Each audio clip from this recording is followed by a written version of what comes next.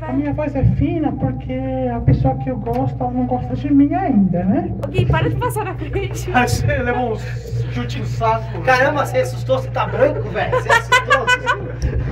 Vai fazer a declaração, faz. O quê, tia? A minha voz só vai ficar... Por que essa cara? Por que essa boca? É o bocão.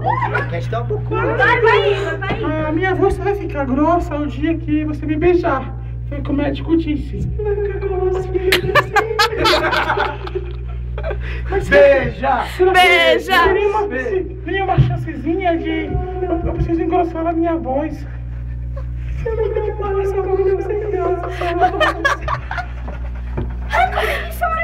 Essa voz.